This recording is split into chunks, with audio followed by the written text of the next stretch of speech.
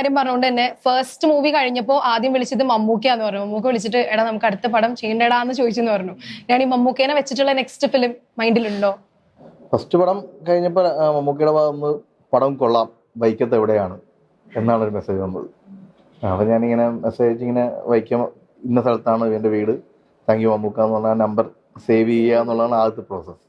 പിന്നെ ഒരിടയ്ക്ക് ഞാനും ബിൻചേട്ടനും കൂടി ഈ CBIയുടെ സെറ്റിൽ പോയപ്പോഴത്തേക്കും അവിടെ വെച്ച് മമ്മൂക്ക കണ്ടപ്പോഴത്തേക്കും ഇങ്ങനെ നമ്മളുടെ സിനിമ ജാവ ഇറങ്ങിയ സമയം, അപ്പോൾ ജാവ വളരെ നല്ലതായിരുന്നു, അങ്ങനെയാണ് ഇങ്ങനെയാണെന്ന് ഒരുപാട് അവരുടെ ഉള്ള ക്രൂവിൻ്റെ മുന്നിൽ വെച്ച് ഞങ്ങൾക്കൊരു അഭിനന്ദനം കിട്ടി. അപ്പോൾ അത് ഭയങ്കര ഒരു ഹരം കിട്ടുന്നൊരു പരിപാടിയായിരുന്നു.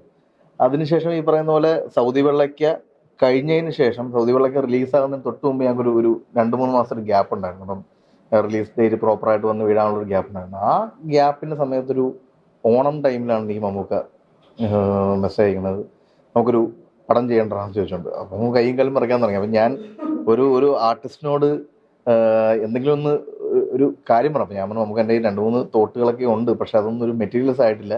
ഞാൻ ഇമ്മീഡിയറ്റ് ആയിട്ട് തന്നെ അത് ഒരു സ്ക്രീൻ പ്ലേ ആക്കിയതിന് ശേഷം ഞാൻ വരാമെന്ന് പറഞ്ഞ് ഞാൻ ഒരു വോയിസ് മെസ്സേജ് അയച്ചത് അവിടെ ഓക്കെ എന്ന് പറഞ്ഞുകൊണ്ട് നിർത്തി. ഇടയ്ക്ക് വൈക്കം വിജയലക്ഷ്മിയും ഞാനും കൂടെ ഒരു സ്റ്റേജിൽ, ഞാൻ വൈക്കത്ത് തന്നെ ഒരു ഫംഗ്ഷനിൽ അറ്റൻഡ് ചെയ്യണം, വൈക്കം വിജയലക്ഷ്മി എൻ്റെ എടുക്കുകയുണ്ട്. അപ്പോൾ വിജയലക്ഷ്മി എൻ്റെ ചോദിച്ചു മമ്മൂക്ക വിളിക്കാറുണ്ടോ എന്ന് ചോദിച്ചു. അപ്പോൾ ഞാൻ പെട്ടെന്ന് വിളിക്കാറുണ്ട് എന്ന് ചുമ്മാ ഒരു തട്ടം കൊണ്ട് തട്ടി, ചുമ്മാ തള്ളാലോ നിർത്തും. അയ്യോ എനിക്കൊന്ന് വിളിച്ചു തരാമോ എന്ന് ചോദിച്ചു. അപ്പം ഞാൻ പെട്ട് പണിപാളി. അപ്പം ഞാൻ അവിടെ ഇരുന്നിട്ട്, അപ്പം വിജയലക്ഷ്മി ആണെങ്കിൽ ഇങ്ങനെ ഭയങ്കര എക്സൈറ്റഡ്, ഒന്ന് വിളിക്കാം മമ്മൂക്കയുടെ സംസാരിക്കണം.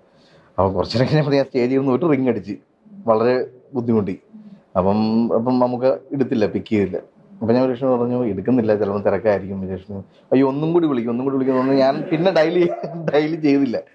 അപ്പം അങ്ങനെ അത് കഴിഞ്ഞ് ഞാൻ വീട്ടിലെത്തി. ഒരു വൈകുന്നേരം 6 മണിയായപ്പോഴത്തേക്കും മമ്മൂക്ക കോളിങ് തിരിച്ച്.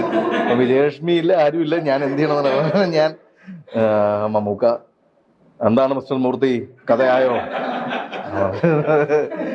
കഥ ആയില്ല മമ്മൂക്ക. ഞാൻ വിജയലക്ഷ്മിയുടെ ഒരു പ്രോഗ്രാം ഇരിക്കും, വിജയലക്ഷ്മി മമ്മൂക്കയുടെ ഓക്കെ വിജയലക്ഷ്മിനെ ഞാൻ വിളിച്ചോളാം കേട്ടോ. Someone standing and not saying a word, you have to tell that this man leads or he commands respect. Mammootty Garu has that aura of it. ആകാശം മുട്ട് ഒരു നടന്റെ ശബ്ദഗാംഭീര്യവും അതിന്റെ വിനിമയവും ഒക്കെ സംഭവിക്കുന്നത് കാണുന്നുണ്ട്. അയാൾക്ക് സിനിമയാണ് അയാളുടെ ജീവിതം, സിനിമയാണ് അയാളുടെ നിശ്വാസം, ആശ്വാസം, എല്ലാം അയാൾക്ക് സിനിമയാണ്.